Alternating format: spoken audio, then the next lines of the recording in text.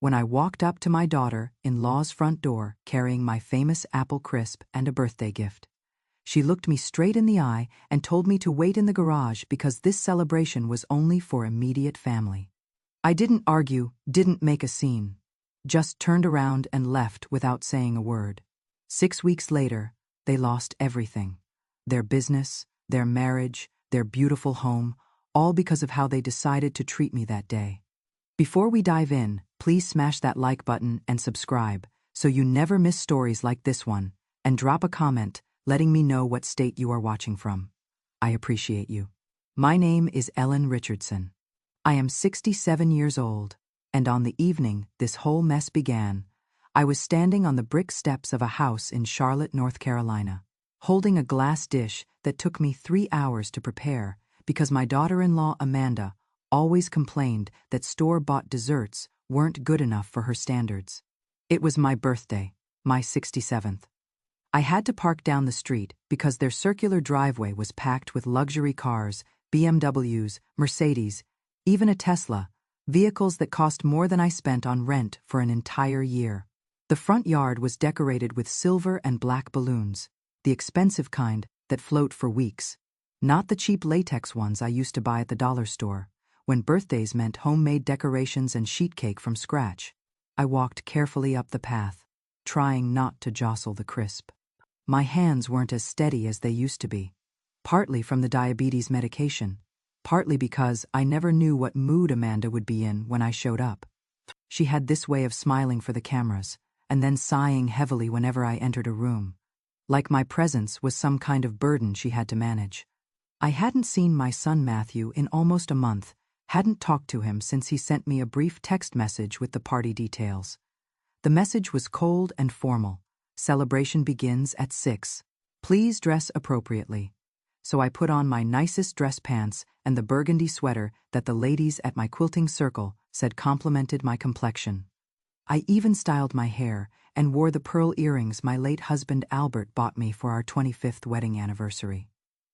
When I rang the doorbell, it wasn't Matthew who answered. It was Amanda, dressed in a black cocktail dress that probably cost more than my monthly Social Security check, holding a wine glass and looking like she would stepped off the cover of some lifestyle magazine.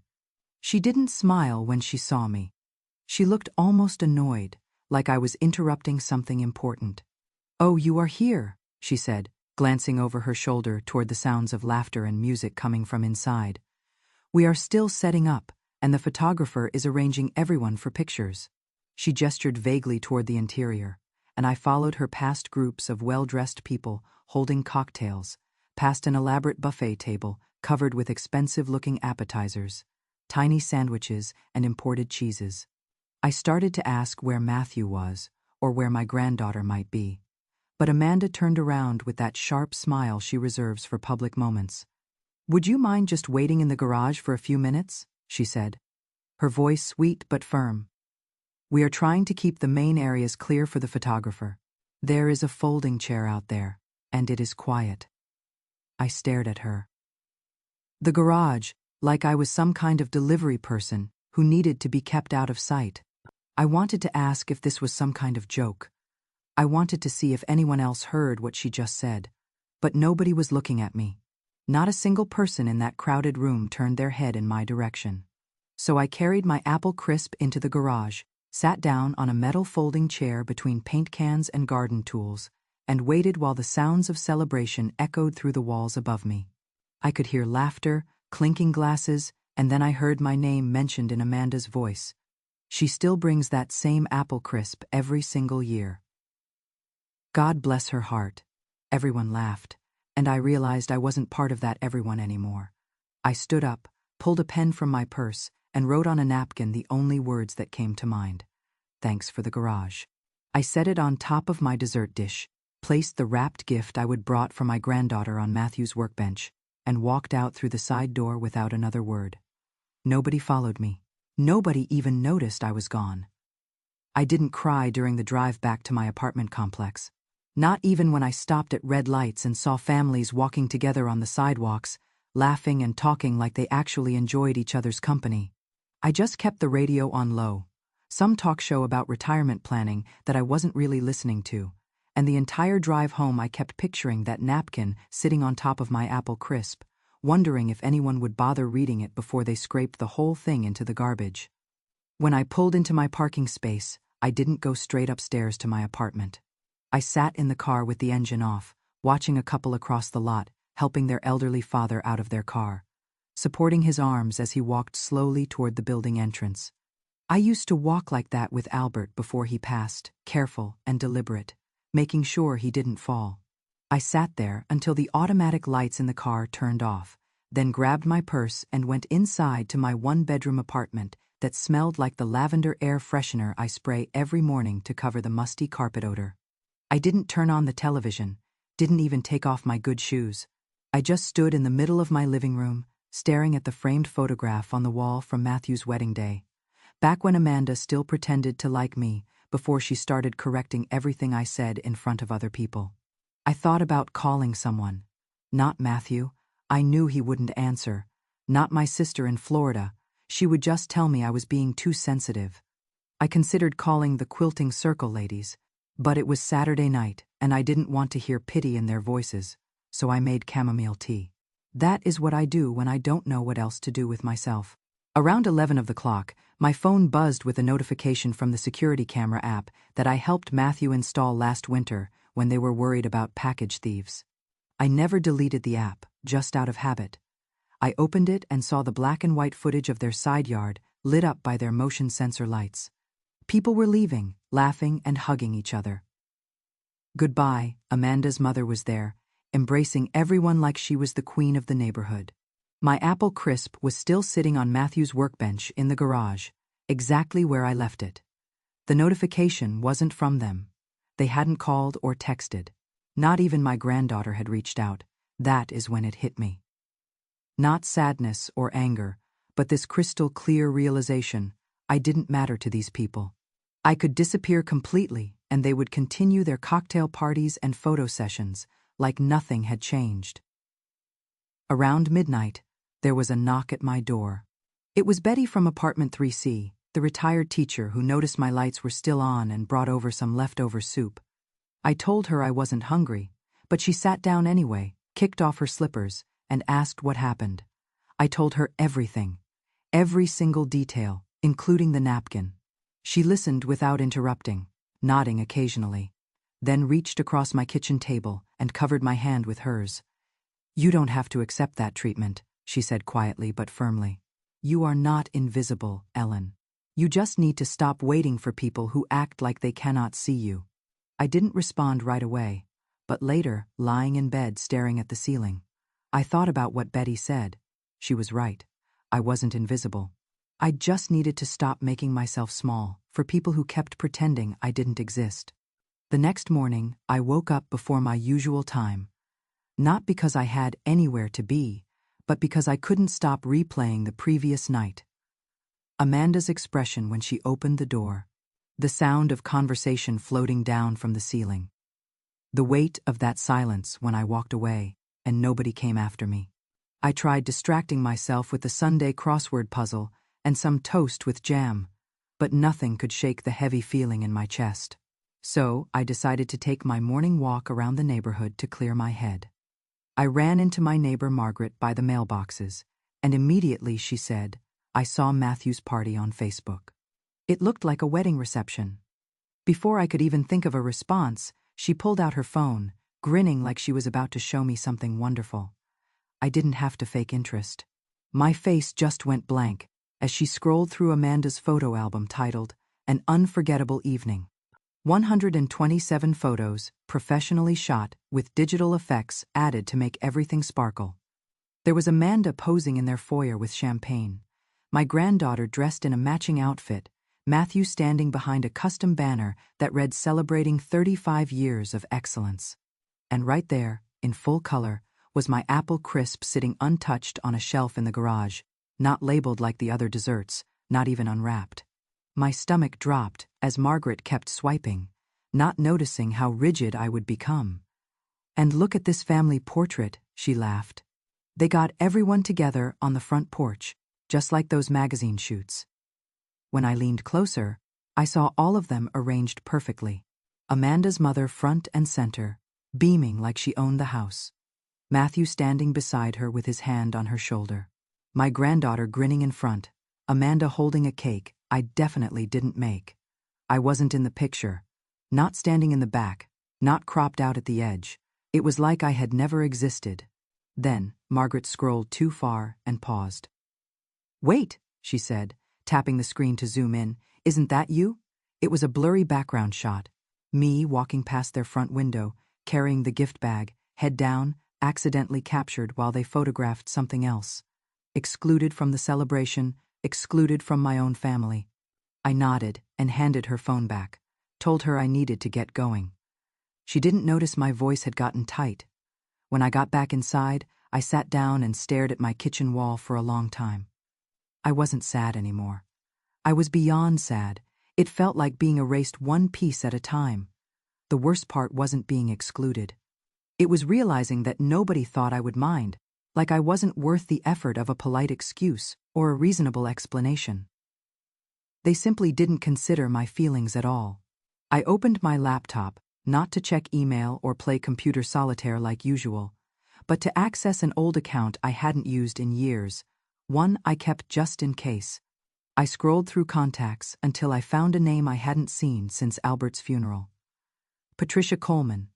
She wasn't family, wasn't even really a friend. She was an attorney, and she was about to remind me who I used to be before I started letting that house make me feel insignificant.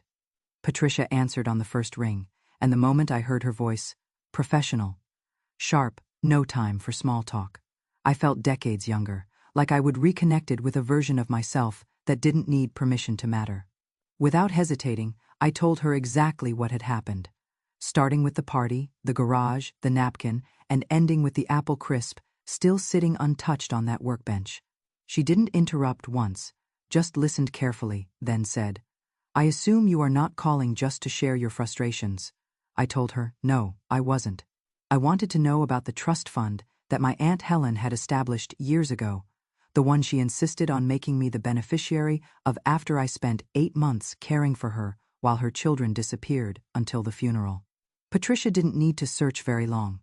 She had the documents readily available and said something that made my breath catch. The trust reached full maturity last month. You are looking at approximately $1.9 million. Ellen. I didn't speak right away. I just sat there with the phone pressed to my ear, staring at the muted television screen where I would paused an old cooking show, and all I could think about was spending my birthday standing between paint cans and lawn equipment while strangers toasted with champagne over my head. "Do you want to access those funds?" Patricia asked. I told her not yet. I needed time to think. I needed to decide what kind of person I was going to be now, that I wasn't the woman people could stick in garages and forget about. I thanked her, wrote the amount on a sticky note, and stared at it for the rest of the day. Not because I was shocked by the money. I always knew Aunt Helen had left something substantial, but because I realized how long I would been pretending I had no choices, no power, no options, just because it made things simpler with Matthew and Amanda. I wasn't poor, but I lived modestly, on purpose, careful not to impose, not to overshadow anyone, not to ask for anything more than holiday invitations and leftover birthday cake. And all this time, I could have changed everything. I could have traveled, moved somewhere warmer, built a completely different life. But I didn't. I waited for scraps of attention, and now I was finished waiting. That night, I didn't make tea. I poured a glass of wine. I kept in the back of my refrigerator for special occasions I never allowed myself to have. Sat on my small balcony and watched the lights from the highway. I wasn't angry anymore. I was clear. The next morning, I opened the security app again, not to spy, but to observe. I watched the replay from the party. The moment Amanda's mother arrived with a wrapped package the exact same size as mine. I watched Amanda light up and hug her like royalty visiting. Later in the footage, I saw them move my apple crisp completely off the food table, placing it on a shelf in the garage where it remained for the entire evening. I fast-forwarded to the family photo session. Someone was laughing about getting the lighting just right. I didn't cry. I watched with a calm I didn't recognize, like I was studying strangers. And maybe I was, because the people in that video weren't my family anymore. Not really. They were performers in someone else's show, and I was just a forgotten extra who had finally decided to walk off the set. I didn't touch the money immediately, didn't transfer a single dollar, didn't book a vacation or buy anything, because this wasn't about money. It was about what that money represented, and more importantly, what I was finally ready to do with it. So I sat with the knowledge for several days, planning quietly, not for revenge exactly, but for something closer to justice. A form of closure that didn't involve shouting matches or dramatic confrontations. That is when I called Harold. My neighbor, who used to be a private investigator before he retired. The one who always fixes my leaky faucet for free and still analyzes every document, like it is evidence in a case. I asked him if he still had contacts in financial investigation, not to do anything illegal, just to verify something. Within a week, Harold confirmed what I had suspected. Matthew had invested most of their savings in a questionable scheme through a friend of a friend who was already under investigation by financial regulators. Even worse, he would use Amanda's name on several documents, probably to circumvent investment restrictions, which meant if it collapsed, they would both face consequences. It all traced back to a man named Vincent Shaw, someone I had warned Matthew about 3 years ago when he came to one of our family barbecues and spent the entire afternoon bragging about cryptocurrency and insider opportunities. I remember pulling Matthew aside that day and saying, "He is not a businessman, he is a gambler." But Matthew rolled his eyes and told me I didn't understand modern economics. I guess he was right. I didn't understand how someone could risk their family's entire future on promises from a stranger just to look wealthy on social media. Now Harold told me that regulators were investigating Vincent again, and all I needed to do was ensure the right paperwork reached the right desk, anonymously, of course. That was simple enough. One envelope dropped in a mailbox 3 neighborhoods, away with copies of emails, account statements, transaction records, and a brief typed note that said, "Please examine for potential signature fraud on investment transfers." Then I waited. I didn't have to wait long. 8 days later, Amanda posted a photo on her Instagram story of herself crying in her car with a caption that said, "Send prayers, please." By the next morning, Matthew's company website was offline and all their sponsored social media partnerships had vanished from her accounts. People started commenting words like fraud and karma. And for once, I didn't feel guilty about their pain. I felt peaceful. The next day, I went to the library and printed out a copy of the napkin photo I would taken of my note before leaving the party. I slipped it into a blank envelope and mailed it to their address with no return information. I didn't include an explanation. I didn't need to. They would know exactly who sent it. That same evening, Amanda's mother posted some inspirational quote about loyalty being thicker than blood, which made me laugh out loud. Because if loyalty meant eating cake while you banish the woman who raised your grandchildren to wait with garden tools and paint cans, then I wanted no part of that kind of family. I sat on my balcony with chamomile tea, my laptop open, and watched their social media accounts go silent. The likes disappearing, the comments stopping. The silence settling in like dust on forgotten furniture. It wasn't just satisfying. It was confirmation that sometimes the most powerful thing you can do isn't scream, but walk away without making a sound. It was 3 weeks after their online presence vanished, and their house went quiet when Amanda appeared at my door unannounced.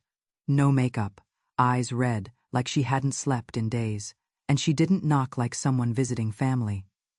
She pressed the doorbell repeatedly, like someone desperate to be heard. When I opened the door, I saw she was carrying the same designer purse she used to flaunt on social media. But it looked almost ridiculous now, slung over a wrinkled sweatshirt and yoga pants. No filters could help her now. Before I could say anything, she launched into a breathless apology. "I know you are probably still upset about the party, and you have every right to be. But we are in serious trouble, Ellen." I didn't interrupt or nod. I just stepped aside and let her in without a word, because I wanted to hear how far she would go without being rescued first. She walked straight into my kitchen, like it still belonged to her. sat at the table like I would invited her, and started crying while explaining everything. How Matthew's accounts were frozen, how my granddaughter had been pulled from her private school, how sponsors dropped her, how they had to sell one of their cars just to make the last mortgage payment. Every few sentences, she would say things like, "We had no idea," or "It wasn't personal." I let her talk until she ran out of breath, sitting across from her with my hands folded, watching the same woman who once told me my casserole didn't fit their dietary requirements, now begging me for help. Finally, I asked, "What exactly are you asking me for?" She looked down, embarrassed for the first time since I would known her, and said, "We need help. Financial help, emotional support. I don't even know, Ellen. Just something, anything. I know I was wrong. I know we treated you like you didn't matter. I swear I didn't mean for it to be cruel." Maybe she believed that. Maybe in her mind, excluding me from my own birthday celebration was just a minor decision made under pressure. Maybe she would convince herself it wasn't malicious.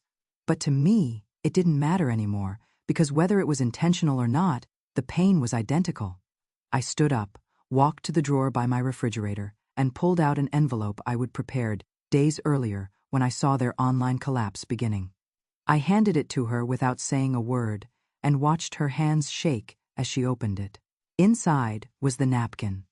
The one I would left on the apple crisp at the party, flattened and preserved in a clear plastic sleeve like evidence she would try to erase, but I refused to let her forget. She stared at it for a long time, then finally looked up and said, "Is this supposed to mean something?" I said, calm and steady. "No, Amanda, it is not a message. It is a reminder." She blinked, looked at me like she didn't understand, and that is when I saw it. The moment she realized I wasn't going to offer her anything. Not money, not comfort, not forgiveness wrapped in a check. For the first time since she married my son, she looked like someone who understood what it meant to be told. No, not out of anger, but out of dignity. She stood slowly, folded the napkin back into the envelope, and said, "I don't know how we are going to fix this," I said, still holding the door open. "You cannot fix something you never thought was broken until it started costing you." She left without another word, clutching that envelope like it might burn through her fingers. I locked the door behind her, not out of spite, but out of peace. 4 days after Amanda left, I was folding laundry when my phone buzzed with a text from a number I didn't immediately recognize. "Hi, Grandma. I am sorry. I saw you leave that night." I didn't know what to do. When I saw the name at the top, Sophia, my granddaughter, I had to sit down because, for all the silence I would accepted from that house, this one small message hit harder than I expected. I didn't reply immediately. I just stared at the screen, my hands going still, the towel slipping off my lap. When I finally found words, I typed, "Thank you for saying that. Would you like to meet for ice cream?" She answered within seconds, "Yes, please." We met the next day at the ice cream shop near my apartment complex, right after her school let out. She looked older than I remembered. Taller, carrying a backpack that seemed to weigh more than it should. When she saw me, she hurried over, awkward at first, then said, "I wanted to say something that night, but I didn't understand what was happening until you were gone. Then, Mom told me you just left because you weren't feeling well." I nodded, letting her talk, because I could see the guilt in her eyes. She would been carrying this for weeks. Finally, she reached into her backpack and pulled out the small gift bag I would brought to the party. The one with the silver ribbon I would tied myself.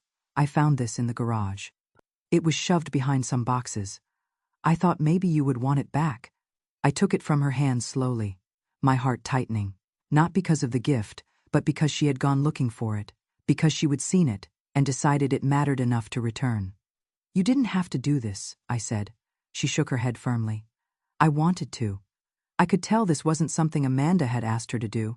This was her, alone, trying to make something right in a mess she didn't create." We sat at a small table sharing a sundae, watching other families come and go. Finally, she asked, "Are you mad at us?" I said, "I am not mad at you. I never was," she said. "Good. I just don't want us to end up like them." That was the part that made my throat close, because I saw what it cost her to say that. To admit that she recognized the damage too, that even at 14, she understood the difference between smiling in photographs and showing up when it counted. You did something none of them did, I told her. You noticed. That matters. She looked relieved, like maybe she would been waiting to hear that since the night I walked out. When we stood to leave, I hugged her tight, tighter than I had in years, and whispered, "No matter what happens, you will always have a place with me."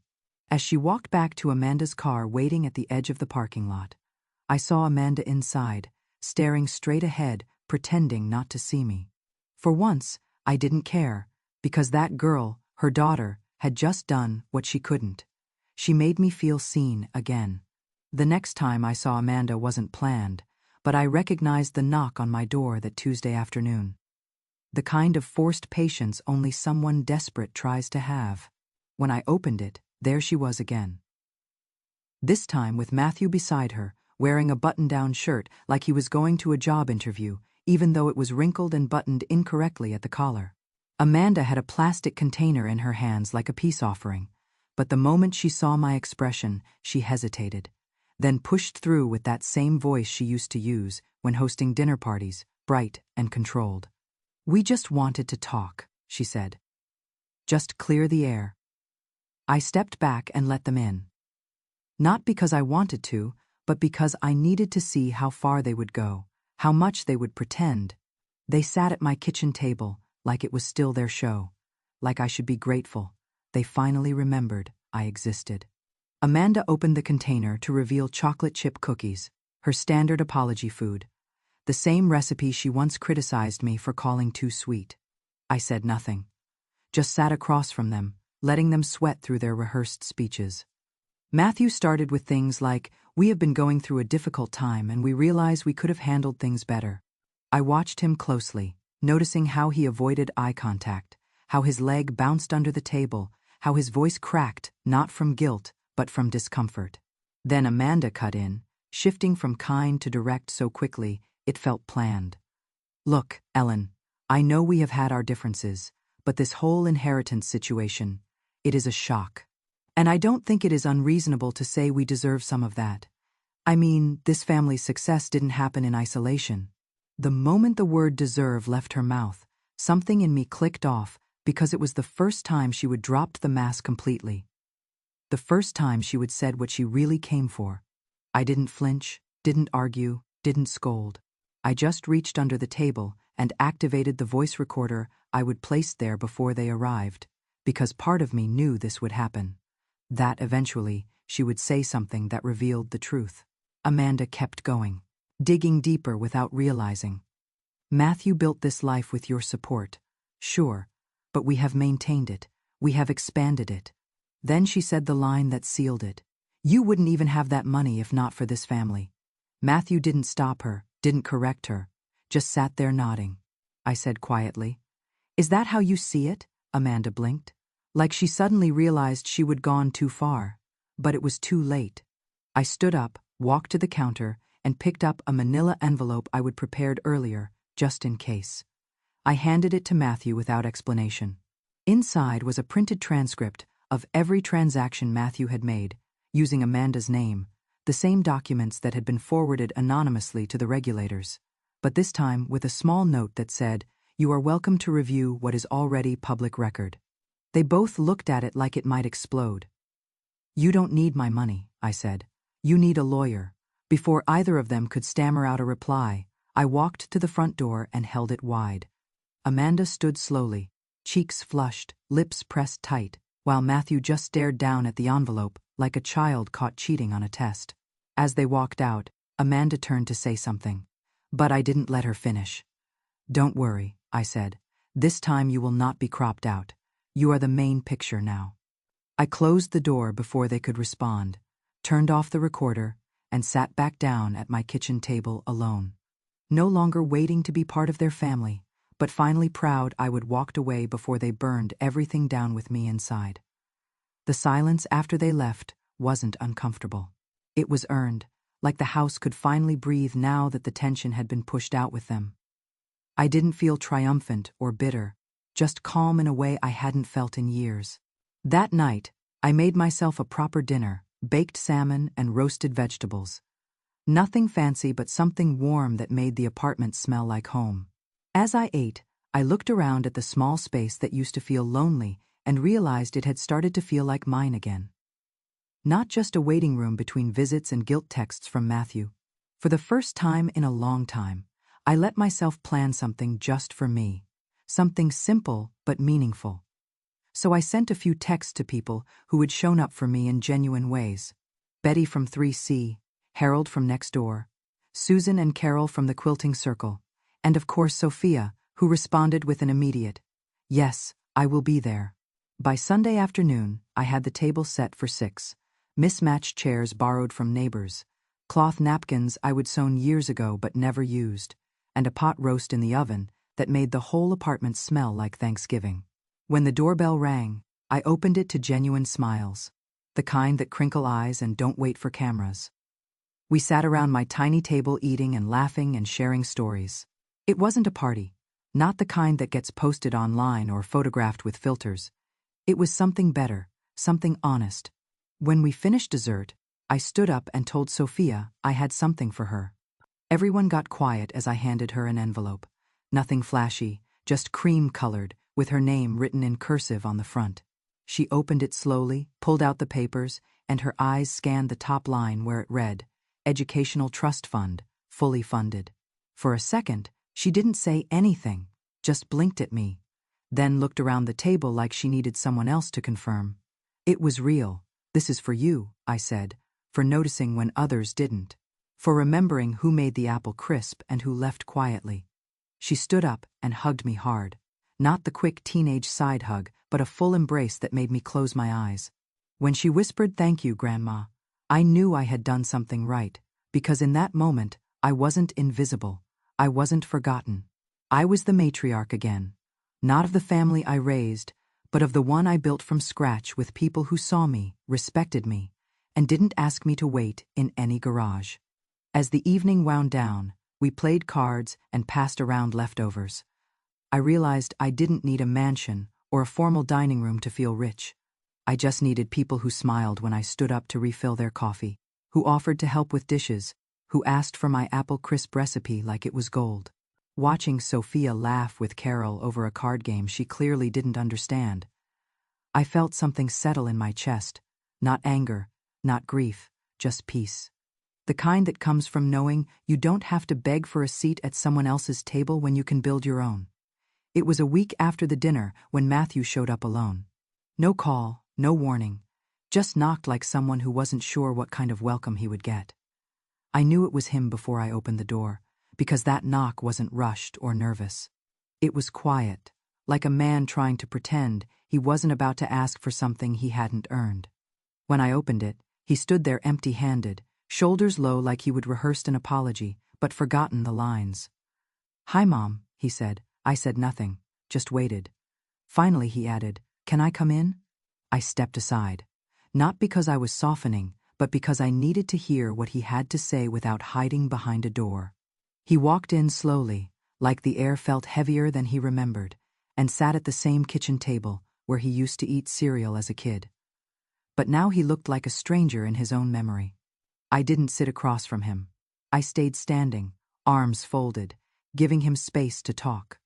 "I know you are probably done with me," he said, "and maybe you should be, but I didn't come here to beg. I just needed to say, I am sorry." I nodded once.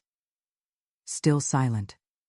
He kept going, his voice tighter now. "Amanda left. She took Sophia to her mother's place in Tampa.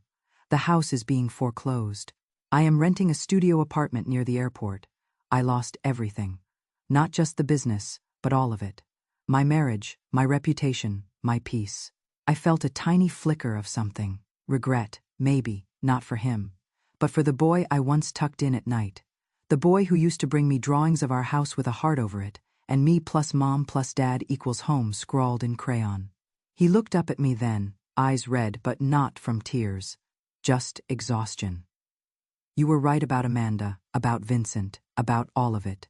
I was too stubborn or proud or scared to listen. I let her control everything. and I stood by while she hurt you. I finally sat down across from him, not close, just enough to look him in the eye. And what now? I asked. What are you really here for? He paused long enough that I knew he didn't have a clear answer. Then finally said, I don't know. Maybe just to say I miss you, that I see it now. What I let happen, what I became. There was a silence between us so thick I could hear the refrigerator humming.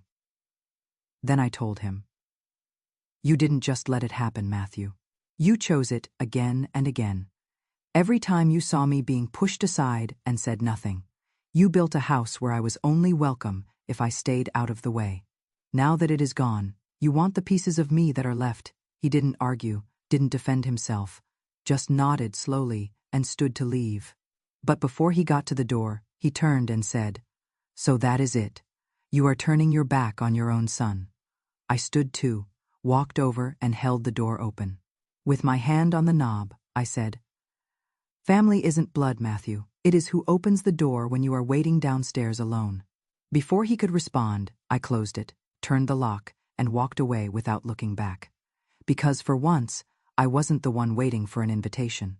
I was the one deciding who deserved a seat at my table. As I sat back down with fresh chamomile tea, the silence in my apartment didn't feel empty anymore. It felt earned. Finally, it felt like peace. Don't forget to hit that like button if this story resonated with you, and let me know in the comments what you would have done in my situation. Have you ever had to set boundaries with family members who didn't respect you? Share your thoughts below. And make sure to subscribe for more real-life stories about standing up for yourself and finding your worth. Remember, you are never too old to start over and build the life you deserve.